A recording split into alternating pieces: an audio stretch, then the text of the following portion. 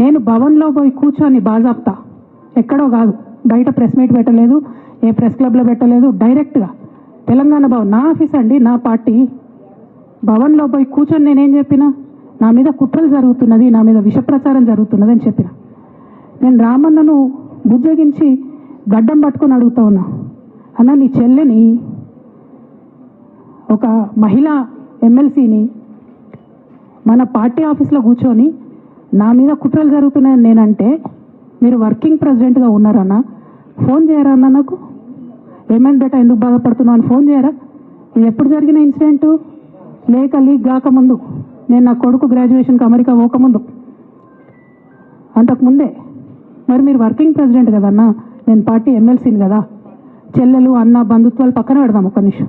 Professional సెటప్లో ఒక political పార్టీలో ఒక మహిళా ఎమ్మెల్సీ భవన్లో కూర్చొని నా మీద కుట్రలు జరుగుతున్నాయంటే మీరు మాట్లాడిండ్రా అన్న? 103 రోజులు అయిపోయిందన్న ఇయ్యాలటికి, ఒక్క మాట మాట్లాడిండ్రా?